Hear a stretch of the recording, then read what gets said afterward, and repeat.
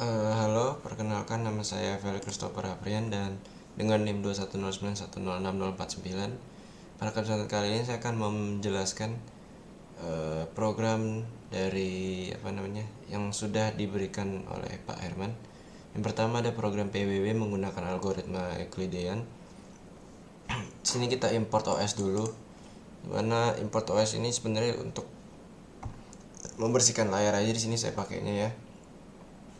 Tuh, ini OS sistem CLS. Oke. Tidak perlu berlama-lama kayaknya ya. Sini saya definisikan fungsi PBB itu sendiri, dimana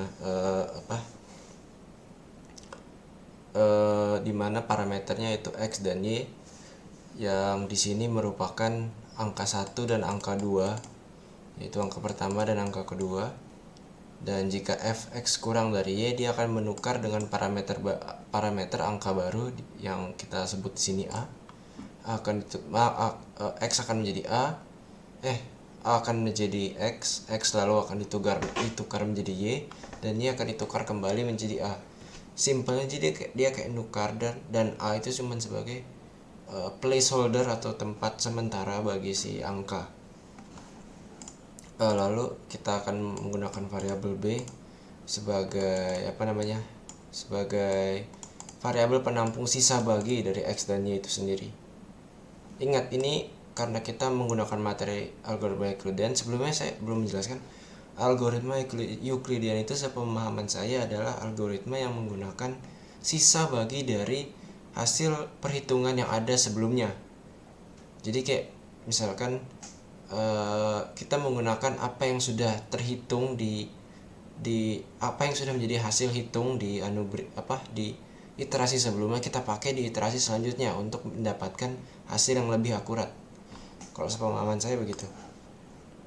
Nah, lanjut sini, jika hasil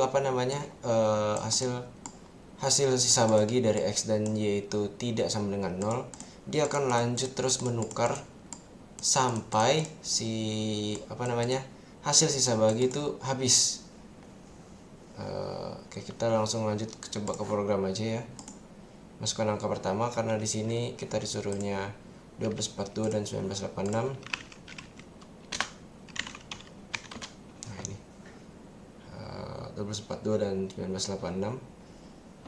1 sisa 744, 1 sisa 498 digunakan kembali, 246 digunakan kembali, 41 sisa 0, dan PBB angka 1 dan 2 adalah 6. Sesuai dengan apa yang saya bilang tadi, dia akan menggunakan apa yang sudah menjadi hasilnya di iterasi sebelumnya dan digunakan di iterasi di setelahnya untuk mendapatkan hasil yang lebih akurat. Mungkin itu untuk Euclidean. Kita lanjut ke kombinasi. Kombinasi ini soal keduanya. Kombinasi juga cukup mudah, itu dengan menggunakan, saya di sini menggunakan beberapa variabel ya. Yang pertama itu jumlah soal, keseluruhan dari soal, nilai minimalnya. Dan yang pertama itu total. Total ini adalah nilai minimal dari soal dikali dengan jumlah soalnya. Jadi kayak total nilainya, karena di sini kita membahas nilai ya di program kedua. Sisa nilainya itu adalah seluruh soal dikurangin dengan total itu sendiri. Kita dapatkan seluruh nilainya. Nah, ini kita masukkan ke dalam placeholder variabel yaitu x dan y. Lalu kita gunakan kombinasi pertama, itu rumusnya x tambah y dikurang 1, dan kombinasi kedua itu y itu sendiri. Nah, jika kombinasi pertama yaitu ini rumusnya itu lebih dari 0 dan kombinasi kedua juga lebih dari 0, nah maka kombinasi itu benar adanya, bisa disebut sebagai kombinasi. Tapi jika tidak, maka tidak ada hasil kombinasi. Oke, kita langsung lanjut ke kita lihat ke soalnya. Ada 15 soal, kita inputkan 15 soal ya. Total nilainya kita lihat ada keseluruhan soalnya 100. Oke, terus ada setiap soal mempunyai nilai paling sedikit 8. Nilai minimal per soal 8. Tidak ada hasil kombinasi. Kenapa tidak ada hasil kombinasi? Karena kita pakai logika saja, perkalian dari 15 soal dengan minimal per soal itu 8 itu sangat amat melebihi sangat amat melebihi total nilai, atau bahkan tidak masuk ke logikanya dengan total nilai itu sendiri. Karena bayangkan aja kalau misalkan maksimal nilai per soal itu 10 dan total soalnya 150, berarti kan 10 soal dikalikan 150, total nilainya 150 dong. Dan berarti itu mematahkan total nilainya, yang dimana di sini tertulis 100. Dan di sini juga yang tidak masuk akalnya adalah 15 dikali 8 itu sendiri sudah lebih dari total nilai keseluruhannya, yang artinya memang ini sebenarnya soal yang cukup salah. Kita coba yang lain ya. Total nilai misalkan 10, total soal 10, total nilai 100, dan nilai minimal per soalnya 0. Nah, ada di sini kita langsung mendapatkan nilai 100 harus didistribusikan ke dalam 10 soal. Dan benar, memang nilai 100 itu perlu masing-masing soal perlu mendapatkan nilainya hingga yang mencukupi sehingga nilai keseluruhannya itu 100. Sini ada kombinasinya itu C109 dan 100. Kita bisa lihat.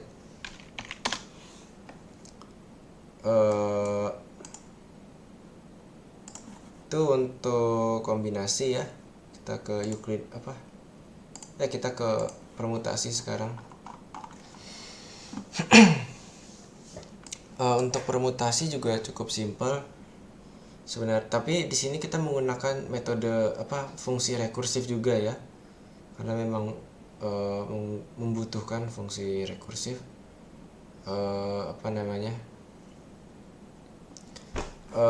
Yang pertama saya import OS, dan ini ada fungsi rekursifnya di mana kita kasih nama faktorial dan parameternya itu x. Jika si x ini lebih dari 1, maka dia akan nge-return x itu sendiri dikali dengan fungsi dirinya sendiri, yang artinya dia akan x ini akan dikalikan dengan hasil fungsi x selanjutnya yang akan terjadi di dalam fungsi itu sendiri.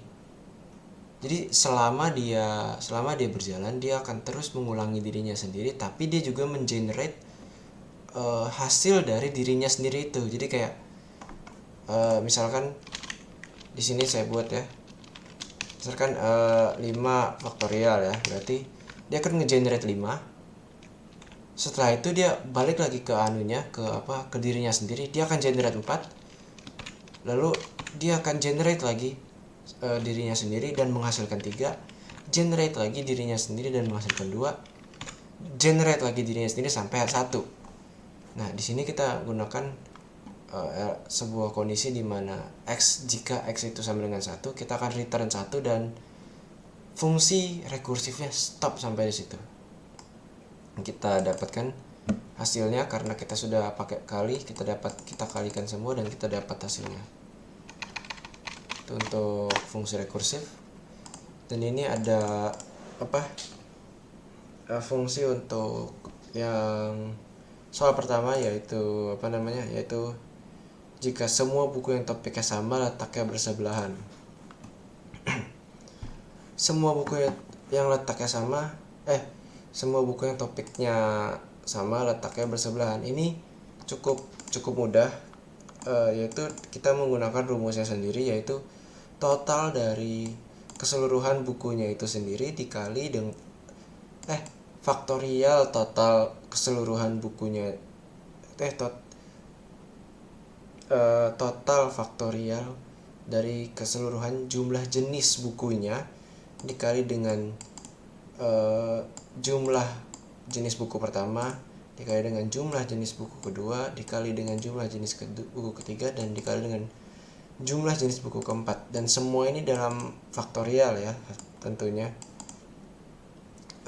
Kita assign dia ke suatu variabel, kita return. Dan ini untuk fungsi Fungsi untuk kedua yaitu dimana urutan buku dalam susunan itu bebas. Yang pertama kita assign dulu total dari semua jenis semua jumlah bukunya itu kita assign dulu ke sebuah variabel, lalu kita faktorialkan semua